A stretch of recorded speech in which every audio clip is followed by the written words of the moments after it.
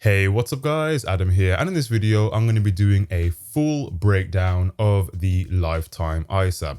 Now I briefly touched upon the lifetime ISAs in my ISAs video, which I'll link in the cards above, where you can see the different types of ISAs that are available in the UK. But in this video we're going to be primarily focusing on the lifetime ISA. So before I get into it, it must be said that I am not a qualified financial advisor. Everything in this video and on this channel is for educational entertainment purposes only.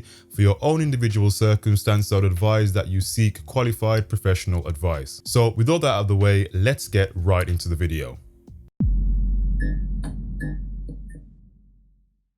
So what exactly is the lifetime ISA? So let's bring it back to basics. What exactly is an ISA?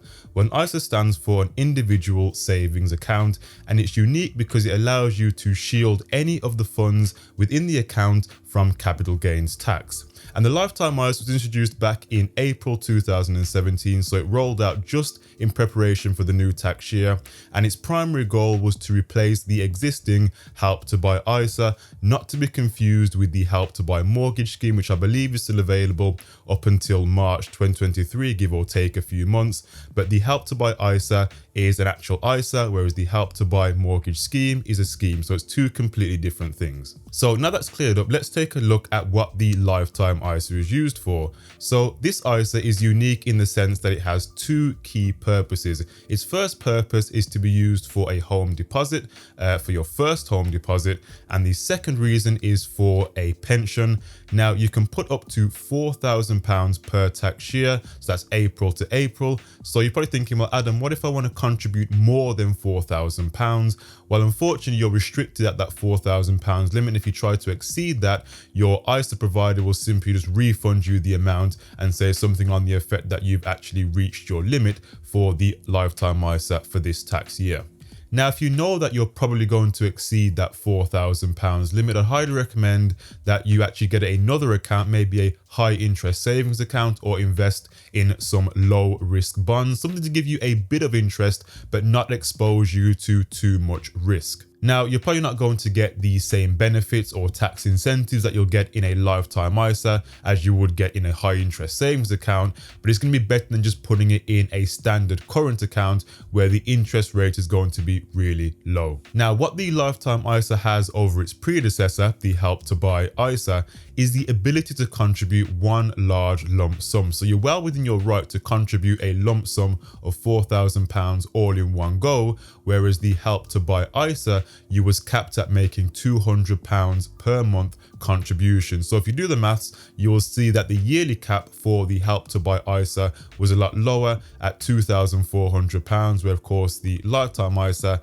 is capped at £4,000. Now, as soon as you start making contributions to your lifetime ISA, the government will give you a 25% bonus on top of your contributions. So let's say you contribute £2,000, the government will top up an additional £500. And now, depending on whether the lifetime ISA is updated every month, every year, or based on when you make contributions, that is when you will see the bonus appear within your account. So who is eligible then to apply for the lifetime ISA? So the lifetime ISA is kind of unique compared to other ISAs because there is an age parameter for it, and this age parameter is between 18 and 39. So if you're looking to open up a lifetime ISA, you need to fall between that age bracket. So there is a bit of age discrimination when it comes to lifetime ISA. But let's say you open the account when you was 18, you can actually maximize your contributions right up until the age of 50. And if you do that, then you can actually receive a tax-free bonus of £33,000, depending on where your birthday falls on that last tax year when you reach the age of 50. So just to clarify then, if you're looking to set up a lifetime ISA, you need to be aged between 18 and 39. But if you already have an existing lifetime ISA, then you can make contributions up until the age of 50. So now we know what the lifetime ISA is, let's take a look at some of the types of lifetime ISAs that are available. So firstly, we have the cash lifetime ISA, and this operates very similar to the way the standard cash ISA operates, mainly because they both have a very low interest rate, of course, excluding the government bonus from the cash lifetime ISA. And as I mentioned before in my ISAs video, the cash ISA tends to be the poorest performing ISA amongst the group. However, and this is a big one, when it comes to your property deposit for your first home, you want this to be as liquid and as steady as possible. You want to be able to go into the bank next week and be able to draw it down. So having a large interest rate at the expense of a high risk, portfolio or account is probably not the best move for a home deposit. Just imagine you wanted to buy your dream home and your deposit was invested in the stock market and the market plummets. You may lose out on the opportunity because you no longer have the funds that you had, let's say, the previous week or the previous month, because the market rate has gone down. Whereas a slow growth and steady cash ISA will still be worth the same, give or take inflation. So the second type then is the stocks and shares LISA. This is very similar to a general stocks and shares ISA, of course with the LISA features. However, I would not recommend this type of lifetime ISA to first-time buyers. This would be best suited for someone who is going to use their LISA for retirement, as you won't really see much of the benefits from the stock market. And as we said before previously, you might see some of the worst sides of the stock market if you're going to be using your LISA in a very short space of time. Now, it must also be said that you cannot hold a stocks and shares LISA and a stocks and shares ISA, because they technically come under owning the same type of ISA. And as I mentioned in my ISAs video, you can only have one type of ISA open per tax year. So if you have a stocks and shares ISA, then you'll have to just have a cash LISA. Now, if you're going to be using the lifetime ISA, especially the cash one, just for retirement, be sure to do your own research and check to make sure if you will get a better deal with a private pension or a workspace pension or a SIP. In fact, I've got a couple of videos on my channel talking more about pensions, so be sure to take a look at those. So let's bring it back to property then, especially since that's what the majority of people watching this video are probably going to be interested in reference to the lifetime ISA. So if it wasn't clear already, you must be a first-time buyer in order for your LISA to be valid. Some of the common questions that we tend to get based on the lifetime ISA is that, can you use your lifetime ISA for an investment property?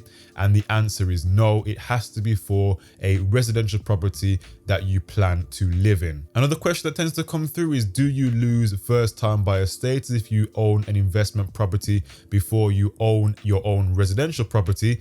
The answer is yes. If you buy an investment property in your own name, then you actually lose your first time buyer status. Now, if you buy it through a limited company, it very much depends on how the company is set up and your share within the company. So you'll need to do further research based on your company and how this is going to relate in relation to your lifetime ISA.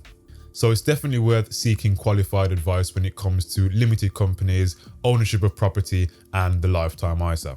Another question that tends to come through is, are there any restrictions on the property if you buy it using a deposit from a lifetime ISA? And the answer is no. Unlike shared ownership, 95% mortgage and the Help to Buy mortgage scheme, there are no restrictions on what you can do with the property, so long as you're not planning to rent it out or have a buy-to-let mortgage on that property. That's the only thing that you cannot do if you are buying a property using the lifetime ISA. But aside from that though, the purchase process is going to be exactly the same as if you were just going to buy outside of a lifetime ISA. And in terms of what deposits you can put down, all of that still applies regardless of whether you're using a lifetime ISA or just straight cash from a current account. Now, when it comes to property purchase, you can purchase a property up to the value of £450,000, which for most first-time buyers is pretty much more than enough. Of course, it's going to be a bit more difficult for those of you who are living down in London, where property prices are a lot more.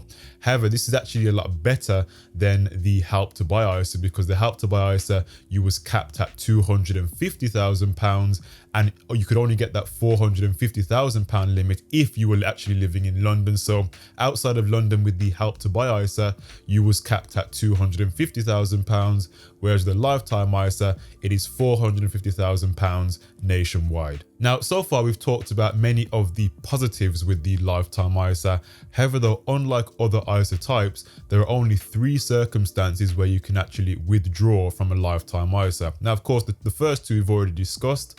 That is if you're going to be buying your first home or using it for retirement. But the only other reason that you can actually withdraw from the lifetime ISA is if you are terminally ill. If you withdraw funds outside of those circumstances, then you'll receive a 25% penalty on your total contributions, including the bonus. So let's say, for example, you contribute £2,000, you would receive a bonus of £500, giving you £2,500 in total.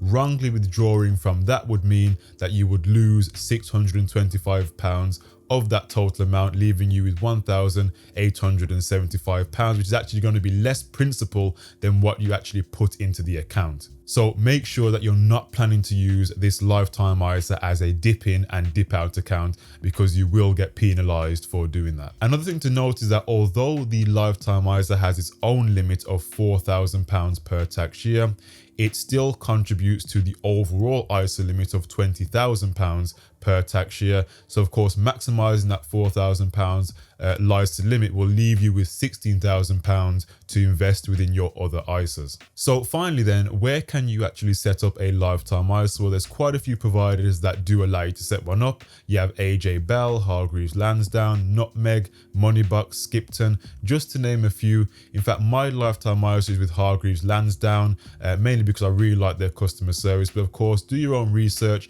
and see which company is best suited for you. So guys, that has been my full breakdown on the lifetime ISA. If you enjoyed it, you know what to do. Smash the like button down below.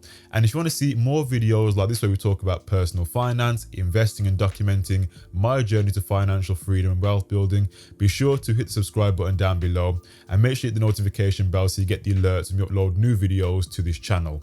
Anyway guys, it's been Adam here. Thank you for watching. Take care, and of course, I'll see you guys in the next video.